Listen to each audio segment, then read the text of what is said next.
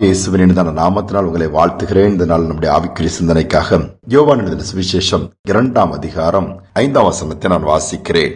இயேசுடைய தாய் வேலைக்காரரை நோக்கி, இயேசு உங்களுக்கு என்ன சொல்லுகிறாரோ அதன்படி செய்யுங்கள் என்றார். மரியாள் இயேசுவின் தாய் வேதத்தில் சொல்லப்பட்டிருக்கிறது நாம் அறிந்திருக்கிறோம். ஒரு கல்யாண வீடு, அங்கு இயேசுவும் அழைக்கப்பட்டிருக்கிறார். அங்கு திராட்சரசம் குறைகிறது. உடனே இயேசுவின் தாயாகிய மரியாள் இயேசுவிடம் வந்து, திராட்சரசம் குறைகிறதுன்னு சொல்லும் பொழுது இயேசு என்ன சொல்லுகிறார்?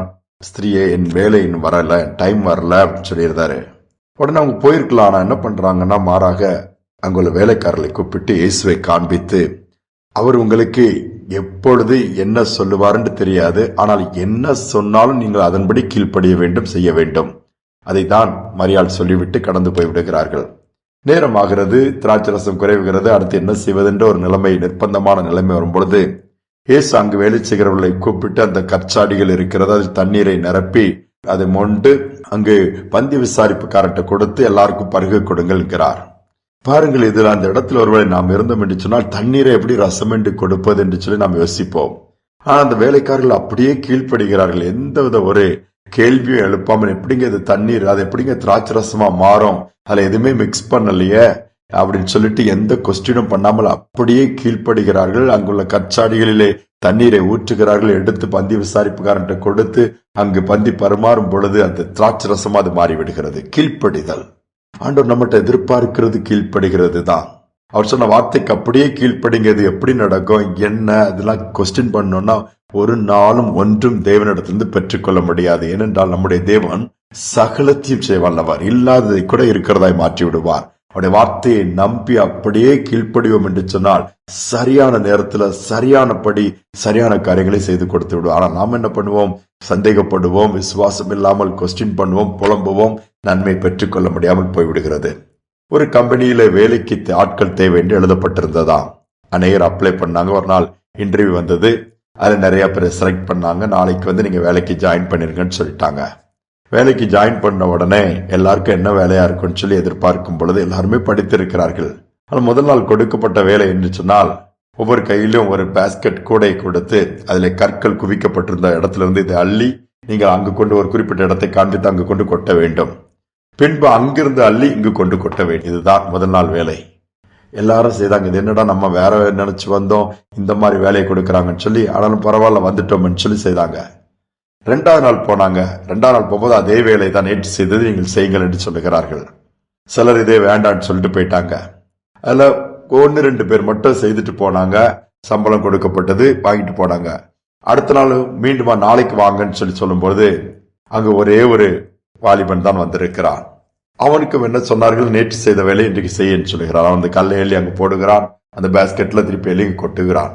கொட்டி முடித்த உடனே திருப்பி அவனை கூப்பிட்டு, எப்பா நீ இதே வேலை தான் செய்யற, நான் இது பண்ணும்போது உனக்கு எதுவுமே கஷ்டமா தெரியலையா? நீ எதிர்பார்த்தது வேற, நாங்க சொன்னது வேறங்கும் போது அவன் சொன்ன ஒரே ஒரு வார்த்தை, நீங்கள் எதை சொன்னாலும் அதுக்கு கீழ்ப்படிய வேண்டும் என்பது என்னுடைய நோக்கம்.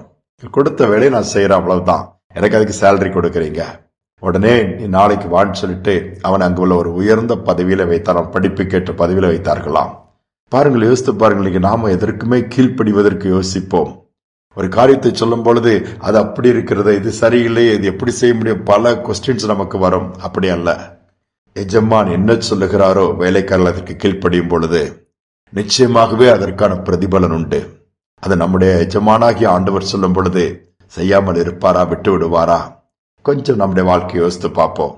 எத்தனை ஆசீர்வாதங்களில் கீழ்ப்படியாததினாலே அல்லது உடனே செய்யாததினாலே, காலதாமதத்தினாலே அல்லது நம்ம அதை போஸ்ட்போன் பண்ணனால இழந்திருக்கிறோம்.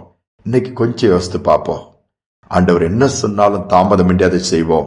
அது சாதாரணமாக தெரியலாம், இதுல என்ன இருக்குன்னு நமக்கு தோன்றலாம். ஆனால் அதில் தான் பெரிய அற்புதங்கள் இருக்கிறது, பெரிய ஆச்சரியங்கள் இருக்கிறது. காண ஒரு கல்யாண வீட்டிலே தண்ணீர் ரசமாக மாறுகிறது. எல்லோரும் ஆச்சரியப்படுகிறார்கள். கடைசியில் கொடுக்கப்பட்ட ரசம் எவ்வளவு ருசியாக இருந்தது என்று சொல்லி. இதைதான் ஆண்டவர் நம்முடைய வாழ்க்கையிலும் செய்கிறார். நீ தாழ்த்தி ஒப்பு கொடுப்போமா? ஒருவேளை கீழ்ப்படியாத பகுதியில் இருக்குமானால் ஆண்டவர் அதை எடுத்து போட்டு உடைய சத்தத்துக்கு கீழ்ப்படியக்கூடிய அப்படிப்பட்ட ஒரு இருதயத்தை எங்களுக்கு தாங்கன்னு சொல்லி ஜெபிப்போம். கர்த்தர் நிச்சயமாக கொடுப்பார். கீழ்ப்படியும் பொழுது எல்லாவற்றையும் சுதந்திரிக்கக்கூடிய பாக்கியத்தை பெற்றுக்கொள்ள முடியும். ஜெபிப்போமா? எங்களான்மின் பரலோக தகப்பனே, தண்ணீரை திராட்சை ரசமாய் மாற்றின தேவனப்பா, சகலத்தையும் செய்ய வல்லவர். ஆனால் நீங்க எங்களிடத்தில் எதிர்பார்க்கிறது கீழ்ப்படிதல் அப்பா. நீ சொல்லுகிற வார்த்தைக்கு அப்படியே கீழ்ப்படியும் பொழுது அதனுள்ள மேன்மையை பெற்றுக்கொள்ள முடிகிறது. ஆனால் அநேக நேரம் நாங்கள் கீழ்ப்படிய யோசிக்கிறோம், கீழ்ப்படியாம எங்களுக்குள் வந்து விடுகிறது. பின்பு பார்த்துக் கொள்ளலாம் என்று சொல்லி காலத்தை வீணாக்குகிறோம், தள்ளி வைத்து விடுகிறோம். பின்பு எல்லாவற்றையும் இழந்த பிறகு நாங்கள் கதறுகிறோம். அப்படி அல்ல, வார்த்தைக்கு உடனே கீழ்ப்படிந்து அதன்படி செய்ய எங்களுக்கு உதவி செய்யுங்க. வாய்ப்புகள் கிடைக்கும் பொழுது சரியாய் பயன்படுத்தக்கூடிய கிருபையை கொடுங்கப்பா.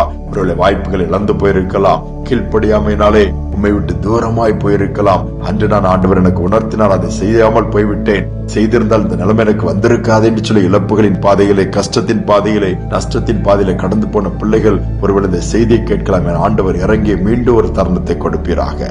கிருபை பாராட்டும் துதிக நம்மை ஏற்றுக்கொள்ளும் இயேசுவின் நாமத்தில் பிதாவே, ஆமேன். நமக்கு கொடுக்கப்பட்ட தருணங்களை சரியா பயன்படுத்திக்குவோம். கீழ்ப்படியும் பொழுது நிச்சயமாகவே கர்த்தர் மேலான ஆசீர்வாதங்களை கொடுத்து நம்மை மேன்மைப்படுத்துவார். இந்த சிந்தனையோடு இந்த நாளை தொடருவோம். மீண்டுமாய் நாளை தினம் சந்திப்போம்.